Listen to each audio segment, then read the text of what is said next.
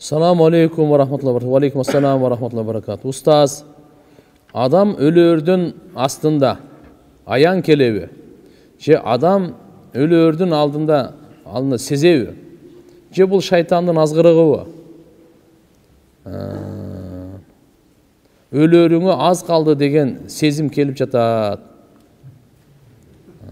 Allah adam ölürdün astında kanday dayardık görüş gerek. Maşallah. Кейбір адамдар сезет. Кейбір адамдарға белгілер келет. Да сезіп неме болып қалады. Барын адыл емес. Бірақ я'тил маут бақтатан. Өлім қапысынан келет өзі. Қапысынан келет. Қандай даярдық көріш керек еле?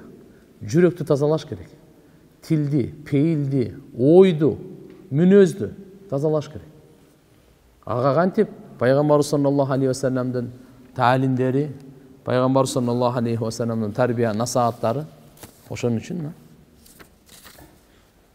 Менин атам намаз окубай өтүп кетти былтыр. Бирок акыркы сөзү келиме менен узады. Кандай болот? Жооп берип коюңузчу. Иншаалла. Алла субхана акыркы жол келиме айтып кеткен болсо улуу. Анын нар жагы калганын эсеп китебин Алла Таала билет. Kelime айтып кеткен бұл бактылыктын белгиси. Иншалла түбөлүк бейиши бар дегендин белгиси. Алла Таалам кечирем дей турган болсо, андан эч ким сурабайт. Аллахым кечирсин. Анан кандай мамиле кылат нар жагын Алла Таала өзү билет. Устаз, орозо кармап жатып түшүркөсө орозо бузулабы? Жок, бузулбайт. Бузулбайт, орозо бузулбайт. Түшүндө түшүркөсө бузулбайт. Каза намазды окуп, эки жака салам бергенден кийин 3 жолу астагфирулла айтып, Аллахумма антас салам окуп эле бүтүрүп койсо болобу? Болот. Намаз өзү салам менен бүтөт. Пайгамбарыбыз айткан, намаз такбир менен башталат, салам менен бүтөт. Аллаху акбар деп баштадыңыз, ассаламу алейкум деп бүттү. Мына ушу баардык фарыздарды намаз аткарып бүттүңүз, эми нар жагы сүннөттөр. Сүннөттөрдү кыскараак кыласызбы, көбүрөөк кыласызбы? Ал өзүңүздө. Көз зынасынан көрө албастан кантип сактанабыз? Аракет, ниет дуа кылайлы, аракет кылайлы. Башкаларга көп айтайлы. Багымдат намазына жеңил туруш үчүн эмне кылыш керек? Дарат менен жатыңыз. Тахажжудты ниет кылыңыз. Тахажжуд колго келсе, багымдат чөлүнө келет, Кудай кааласа. Эртерээк жатыңыз. Менин атым Мухаммад. Бул суроону беришке туура келет. Окшойт. Ушул нерселер жөнүндө көп ойлонуп кыжалат болом. Көп жерлерде жүргөндүктөн көп адамдар туура эмес жолдо жүргөнүн көрөм. Көп көрөм. Эң негизги айтайын дегеним, арак заводдорду, сойку каналарды, ушул сыяктуу көп бузуку каналар жөнүндө ойлонуп кыжалат болосузбу сиз дагы? Ушул нерселерди токтотууга кандай аракет кылсак болот? Кеңешиңиз. Алла разы болсун. Бул имандын белгиси. Арам нерселердин болуп атканын көрүп кыжалат болгон имандын белгиси. Арам нерселер болуп дагы кыжалат жок. Бул эми Кудай сактасын, иманы коркунуч деңгээлде иманы жоктун белгиси болуп калат. Пайгамбарыбыз айткан, анткени "Ман раа минкум мункаран", силерден кимиңер бир арам ишти болуп атканын көрсө, мункар арам нерсени, "Фалюгаййирху бияди", аны колу менен токтотсун. Токтотсун деген. Колу менен болбосо фабилисани, анда тили менен. Тили менен айтсын. Тили менен дагы болбосо жүрөктөн жек көрсүн деген анда. Ушул жүрөктөн жек көрүү, ошо арам нерсени имандын эң төмөнкү даражасы, андан кийин жок дейт да. Ушул хадиске таянганда туугандар жатак, ошон үчүн мындай жер бар да. Бир адам күнөө кылган жок, ал күнөөнү бирок күнөө болуп атат. Ага кыжалат эмес. Ал күнөөдө бул шерик эмес. Күнөө кылбай эле турат. Бирок ал күнөөгө ыраазы болуу, ошо күнөөнү кылгандай шериктешип болгондо сооп, күнөө алат да бул. Ошон үчүн мындан биз сактанышыбыз керек тақсырла. Мусулман бардыгы Албетте дуа кылышыбыз керек. Арам нерсе азайсын, токтосун. Устаз, зекетти кандай кылып бериш керек? Менин үй алам деген акчам бар. 15 000 үйдө, 130 000 бирөөдө карыз алган. Машинам бар. Өзүм квартирада турам. Кимге берсе болот? Bir тууганым карындашым бар. Жолдошу өтүп кеткен. 3 кичине балдары бар. Өзү Россияда иштейт. Апам балдарын карайт. Канча бериш керек, кандай кылсам? Караңыздар, эгерде үй алам деген акчаңыз өзүңүздүкү отурган болсо, үй алыңыз, ага зекет бербейсиз. Бирок азыр мисалы акча былтыр Рамазан айда сиз зекет бере турган деңгээлге жеттиңиз эле. Макулбу? Ушуну эми Алла Таалам ушундай жеңил кылып койгон, 1 жыл өтсүн деген да. 1 жыл болгондон кийин анан зекетти берүү фарыз болот да. 1 жылга чейин сиз буну иштете берип, зекеттин нисабы өлчөмүнөн төмөн болуп калса, сизге зекет фарыз эмес да. Ошого чейин азыр үй алып, же болбосо башка иштете бере турган болсоңуз, мисалы, машина алып калдыңыз, ушундай нерсе, зекеттин өлчөмүнөн төмөнүрөкпү, анда сизге фарыз эмес. Эгерде үй албай калдыңыз, кандай дагы эле караштырып жүрөсүз, же болбосо дагы кыскасы айтты үй алгандан кийин деле зекеттин өлчөмүндө жетип турса, анда сизге фарыз. 40тан берин бериңиз. Акчаңызды санаңыз, 40ка бөлсөңүз сумма чыгат. Ошо сумманы сиз азыр айтып аткан күйөө балаңыз өтүп кеткен карындашым дедиңизби, эжеңизби? Вот. Ошого балдарына ошо жардам катары берсеңиз болот. Зекетти бир туугандарга берсе болот. Зекет деп айтканын кажети дагы жок. Зекетте ниет фарыз. Зекетте эмне фарыз? Ниет фарыз. Ниет кылсаңыз эле болуп кете берет. Кээде туугандар зекет десең кичине мындай оорураак тийгендей болуп калат да.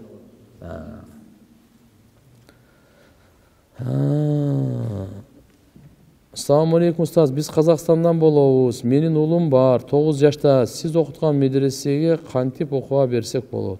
Биз 9 жаштан кабыл албайбыз. Аны окууну бүтсүн, бүткөндөн кийин. Бирок кээ бир медресе, мектепте экөө чогулуп окутуп атканда ушундайлар бар. Ошолорго менен сүйлөшсөңүз болот. Менин келинчегим Аллахтын каалоосу менен айына жетпей төрөп койду. Азыр больницада, дуа кылып коюңузчу. Алла Таалам шифа берсин. Перзентке дагы, келинчегиңизге дагы.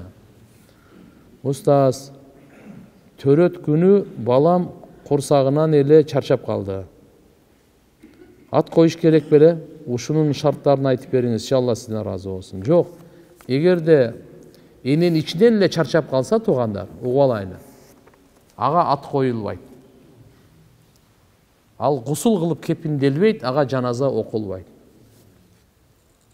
Жөн эле ак чүпүрөккө мындай эле ороп коюп эле, ошо мусулмандардын көрүстөрүнүн бир чекесине алып барып эле жакшы тереңирээк казып көмүп коюп. Өтө эле баягы чоң кишилердин көрүндөй кылбайт.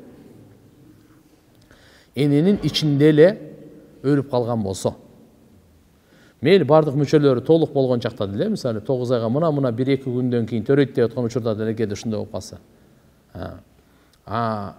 Эгерде эненин ичинен чыгып туруп үн чыгарса, караңыз. Иңа деди, бир үн чыгарды, анан өлүп калды. Болду. Буга ат коюлат. Бул гусул кылынат. Кепин делет кадимкидей. Жаназа окулунат. Барып анан коюлат бардык. Ошо. Эгерде эненин ичинен чыкты, үн чыгарбай эле чыгып эле өттү. Ага да баягындай. Буга ат коюлбайт. Гусул кепин, жаназа жок. Iya. Жок, азыркы жөнөкөй өлгөндөргө? Жок, эми жаш баланын өзүнө деңгээлине жараша эле. Биз Бишкек шаарынын 6-чы кичи районунун 2-1/2 үйлөрүнүн тургундары. Сизге кайрылуубуздун себеби балдар аянтчасын жана үйдүн айланасын жашылдандырып, көрктөндүрүүгө каражат табуу кыйынга турууда. Себеби биздин үйлөрдүн бардык жашоочулары көрүүсү жана угуусу жагынан майыптар. Ошондуктан мүмкүнчүлүгү бар инсандарга кайрылууга аргасызбыз. Жашоочулардын атынан үй комитетинин башчысы Нарботоев Мирбек. 0550 23 24 60 деп. Алла жардам берсин. Сиздерге дагы бардык бүгүнкү күнү карыздарга жана башка кажетмандарга баардыгына Алла таалам жардам берсин. Мейли кокус 6 микрорайондо бирөө ошол тарапта жашаган болсо жашылдандырганга же болбосо балдар ойногонго кол кабыш кылып, мында булар ошо майыптар экен, жардам берип койсо өтө жакшы. Жардам бериш керек иншалла, колдон келсе. Кудайым берсин. Устаз, бир дамыла сиздин аялдар силердин жумушуңарды кылганга милдеттүү эмес деген сөзүңүздү кайра айтып талкуулап атат. Бирок атыңызды айткан жок. Башкасын билбейм, мен түшүндүм. Сиз жөнүндө сөз кылганын. Аял кылбаганда ким кылат дейт. Чала молдолор дейт дейби. Устаз, ушунун баары сиздин сабакты кесип чыгарган блогерлер кылып жатат. Сабакты толук укса түшүнмөк да. Анан дагы музыка коюп жатышат баянга. Сураныч блогерлерге эскертип коюңузчу, элди уруштургандан башка пайда таппай жатышат. Тугандар, аманаттай кетиш керек. Кээ бир жерин кыркып, кээ бир жерин алып. Булар тугандар эми туура. Көп баян болсо кыска, анда толугу менен маанилүү жактан түшүндүрүш керек. Бирок сөздүн баш аягын кыркып туруп, кичине бир фитнакорлук, кара ниеттик, кыйшык мүнөздүк менен кыла турган болсочу, бул мунафыктардын сыпаты. Мунафыктардын сыпаты бул. Андай кылбаш керек. Андай аманатка кыянат кылбаш керек. Сиз туура айттыңыз. Мен анда блогер ким экенин деле билбейм, кандай иштерин деле. Бир кээ бирлер ушундай деп айтып калып атат да. Аялдардын маселеси боло турган болсо, туугандар, эркек, аял жардам бериш керек. Аял үйдүн мындай да мен силерге негизгечи динибиздеги эркек менен тең укуктук деген сөз болот го. Тең укуктук эмес. Бизде аялдардын укугу көп. Ислам динине көз сала турган болсок, башкалар айыптап жатышат. Мына аялдардын укугун тебелейт булар, аялдардын укуктарын мындай бербейт. Андай эмес. Чын-чынына келгенде аялдардын укугу эркектердин укугунан көбүрөөк. Так, бул бир. Экинчиси, Алла Таалам ушундай кылган, ар кимдин өзүнө жараша. Үйдүн төрт дубалынын сыртындагы кажеттерди бүтүрүп, бала чаканы багуу эркектин мойнуна милдет кылса, үйдүн ичиндеги төрт дубалдын ичиндеги аялга милдет кылган. Ар кимдин өзүнүн милдети бар да. Таптакыр эле кызмат андай эмес. Андай эмес. Аялдар дагы тамак жасап, үйдү шыпырып, тазалап, идиш аяк жууп, төшөк салып, кийимдерди жууп, ütүктөп, башкалардын аны башка ишти эмне кылат эле анан? Аял кишинин милдети эле бул. Кээ бир учурларда биз качан айттык эле аларга. Ал мисалы боюнда болсо, же болсо төрөп кыйналып атып, ооруп атса, дагы эле аны суукта иш кылдыртып, оорутуп, зулумдук, ошол учурлардагы айтылган сөздөр болот. Аны бир жери кыркып, экинчи жерине улап, андай кылбаш керек. Эмне жөнүндө сөз кетип атат, суроо кетип атабы, баштан аягына чейин тартыңыз. Суроо кандай болсо, биз ошого милдеттүүбүз. Алланын алдында дагы буга жооп беребиз. Эмне деп жооп беребиз? Эмне деген суроо келсе, ошого жараша жооп беребиз. Устаз, сиз муфтий болуп турган кезде сизди 3 күн катары менен түш көрдүм. Биздин үйүбүзгө келиптирсиз. Конок болуп, 3 күн түшүмдө кайталанды. Иним медресеге талабы жок болчу. Талап пайда болуп, имам Азамда 1-чи курста окуп жатат. Жээним да медресеге өттү. Устаз, мен түшүмдү ушулардан муфтилер чыгат деп жогоруп койдум. Туура элеби? Иншалла. Алла кабыл кылсын. Кудай кааласа иншалла. Өзү муфти деген сөз фатва берген кишини муфти дейт. Бирок биздеги азыркы Кыргызстанда муфти деп бир эле муфти Алымдар кеңеши курултай аркылуу бекилип, шайланып муфти болот. Негизги шариятта термини боюнча, мисалы ким шариятка ошо фатва берип аткан болсо, адал арамды Куран, хадис, фиктен ошону муфти деп айтылат. Ушул уулдарыңызды Алла Таала муфти кылсын, чоң алым кылсын. Элдин керек жараган, бактылуу ата-энесин урматтаган, сыйлаган, элибиздин да машалла намысын коргогон улуу инсандардан кылсын. Амин. Дарат болуп туруп, кулактан кулкун же суу чыкса бузулабы? Бузулбайт. Эгерде кулактан мындай суу чыкат го кулактан, сиз мындай кылып туруп, мындай кылып мурунга бүтүп тастасаңыз, ириң. Ириңдин жыты анда сынат. Су болса сынбайт. Ириң. Анда кулактан ириң чыгып кеткен болса анда бузулуп калат. Түшүнүктүбү?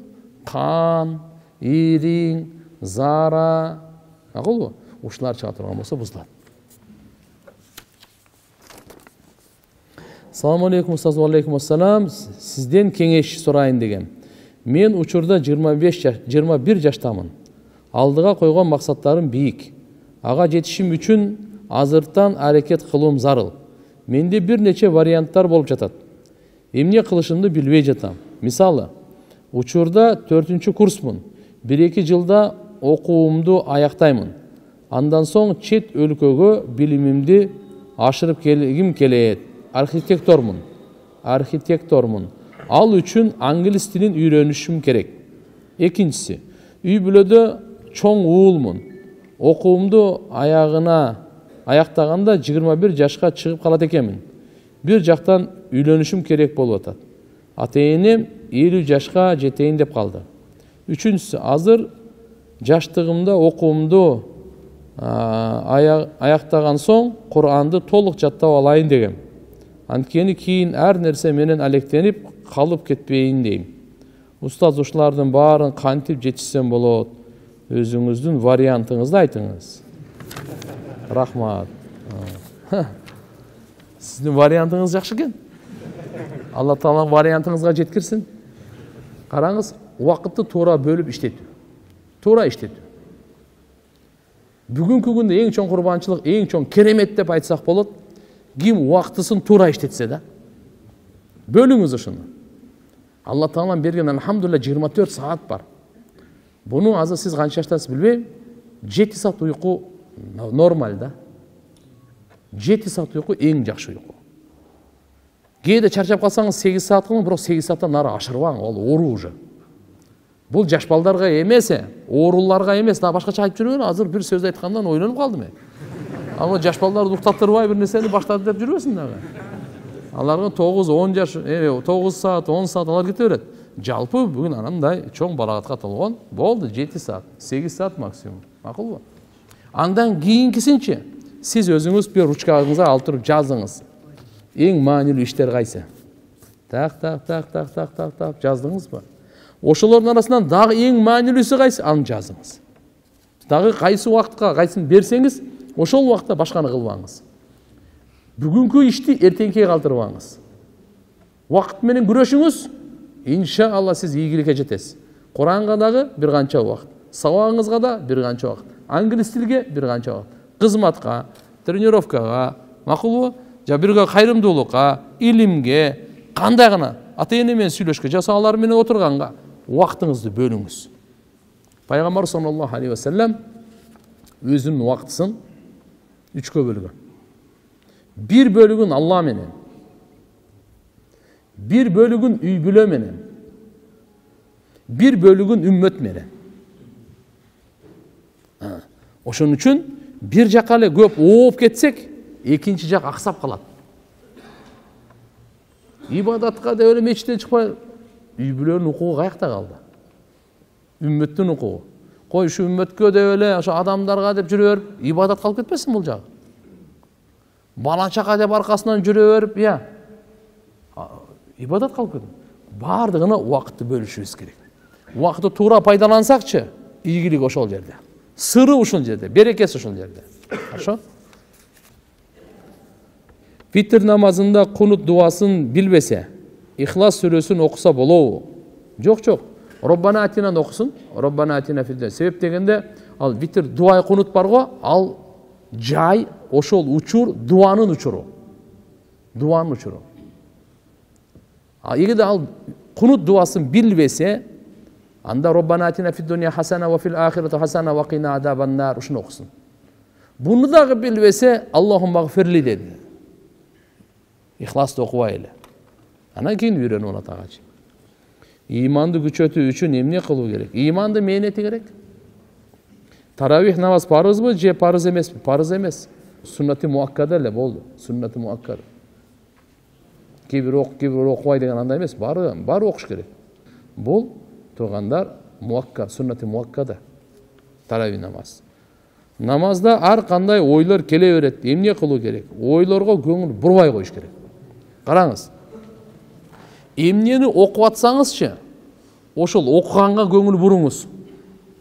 Эмнени сүйлөп атасыз, ошого көңүл бурсаңыз, тияктан ойлор кирбейт. Эгерде сиз эмнени окуп атканга көңүл бурбасаңыз, эмнени окуп атасыз го? Көңүл бурбасаңыз анда кирет. Алланын алдында эң минимум Аллаху акбар дегенде, Алланын алдында турам деген сезим салам бергенге чейин үзүлбөсүн. Ушуга аракет кылыш керек. Кээде имам ыктыгада кылгандан кийин биз унчукпай турабыз да, окубайбыз да. Алланын алдында турамын деген сезимди рүкүдө, саждада, каадада, кыямда ушуну алып келгенге аракет кылыш керек. Ушуну кетирбегенге. Алла көрүп турат, угуп турат, билип турат деген ушу сезимде болуш керек. Алланын алдында турам деген сезим. Улуу даражасын эми айтайын. Улуу даражасы бул намази алимана дейт. Азыркысы намази захидана деп коет. Алимана намаз мындай. Сен билгин дейт. Кайсы учурда эмнени аткарып атсаң, ошол фарыз, важип, сүннөт, мустахаб эмне экенин билгин дейт. Аллаху акбар дедиңиз. Мына биринчи Аллаху акбар бул фарыз. Колду көтөрүңүз, бул сүннөт. Алаканды бул жакка каратканыңыз сүннөт. Ушул окуп аткан кыямда турасыз, бул фарыз. Колду байлаганыңыз сүннөт. Киндиктин алдына койгонуңуз өзүнчө сүннөт. Макулбу? Ушул жерде кыямда турганыңыз бул фарыз болот. Аузуна субханакаллахума сүннөт. İçinden aytқан өзүнчө сүннөт. Аузын айткан бул да сүннөт. İçиңизден айткан өзүнчө сүннөт. Андан кийин бисмиллахи айткан бул дагы сүннөт. Ушул катары менен өзүнчө сүннөт. Макулбу? Андан кийин Фатиханы окуган 3 аят окуш минимум бул фарыз. Фатиханы окуш бул важип. Андан кийин амин деш бул сүннөт. Андан зам сурагош бул важип. Ушунун бардыгы мээде болсун дейт да, кайсы сүннөт, кайсы фарыз, кайсы важип. Охо, бул салам бергенге чейин эгерде мындай боло турганса, бул башка намаз ал. Бирок ошого биз аракет кылышыбыз керек. Убакыт болдубу? 2 мүнөт бар. 2-3 айлык бала сүт эмгенден кийин апасынын кийимине кусуп салат. Негизи кусунду нажаспы? Негизи кусунду нажаспы? Бейнамаз болобу? Кусунду нажас өзү. Кусунду нажас. Эмгеде оозун алып элемден чыгып кетсем, ал сүт эле мындай эле. Ашказанга бардыбы? Болду, ал нажас болот эми. Кайткандачы. Ашказанга барып кайткандан кийин эмне болот? Нажас болот. 2-3 айлык баланы жалгыз бөлмөгө таштабаш керекпи? Жиндер тийишип, чымчып ийеби? Кээде аябай чыңырып ыйлап ийет дейт. Ийет дейт. Баланы туугандар жана жаңы төрөгөндү мындай жалгыз бөлмөгө таштабайт. Болсо иншалла карап светти өчүрүп койбой, светильник бар же болсо кимде жанында бирөө болсун. Кээде чындап эле ушундай азыркы айтканыңардай жин шайтандар чочутуп коюшу мүмкүн. Бул бар нерсе, ошон үчүн балдарга дайыма дем салып, жана ошо сөзсүз жанында бирөө болуп турсун, жаш балада. Болбосо карап светти табызып, же болсо светильник менен болуп турсун да.